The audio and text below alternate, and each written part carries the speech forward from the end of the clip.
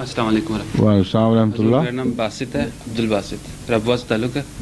تو میرا سوال ہے کہ اکثر غیر احمدی دوست یہ اعتراض کرتے ہیں کہ حضرت مسیح علیہ السلام نے انگریز کو اپنی کتابوں میں محسن کہا ہے. ٹھیک ہے، لیکن وہ کہتے ہیں کہ انگریز نے بر صغیر سے سب کچھ لوٹ لیا، حتیٰ کہ کوہ نور ہیرا بھی لوٹ کے لے گیا. اچھا، تو اس سلسلے میں پھر محسن کیوں کہا ہے یہ نہیں پوچھا؟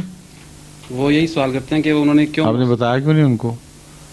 محسن یوں کہا ہے کہ ہندوستان میں ایک حال تھا ایسا، خاص طور پر پنجاب میں، جبکہ مسلمانوں کے لیے وہ ایک تنور تپایا ہوا تھا، کوئی ان کا پرسان حال نہیں تھا. اذانیں ان کی بند، مسجدیں ان کی ویران کر دی گئیں، ان کو ایسا ذلیل و رسوا کر دیا سکھ حکومت نے.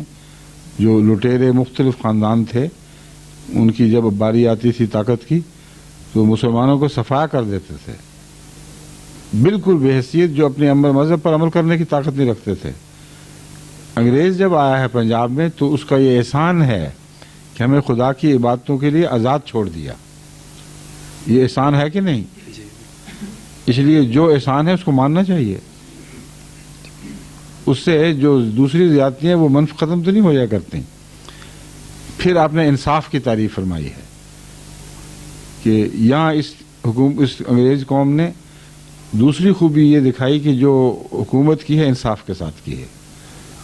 ہر فرقے کے درمیان، ہر مذہب، قوم، ہر رنگ کے درمیان انصاف سے فیصلے کیے ہیں.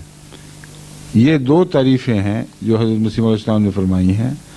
اس کے علاوہ حضرت مسیح علیہ السلام نے انگریزوں کے مذہب کی وہ برائیاں بیان کی ہیں کہ کبھی ہندوستان میں، سارے ہندوستان میں مولویوں نے مل کر وہ برائیاں نہیں بیان کی تھیں کہ خدا کے شریک بنانے والے، بندے کو خدا بنا لینے والے، دجال، وہ کانا دجال جس کی پیشگوئی کی گئی تھی، وہ قوم جس نے دنیا میں سب سے بڑے فتنے بچانے تھے، یہ وہ لوگ ہیں.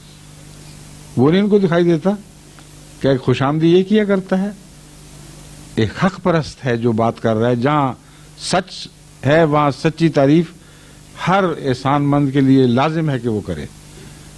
جہاں ظلم اور فساد اور زیادتی ہے وہاں بہادری کا تقاضا ہے کہ سلطنت کی عظمت کی کوئی پرواہ نہ کرے اور جو حق ہے وہ خدا کے نام پر کھلا بیان کرے.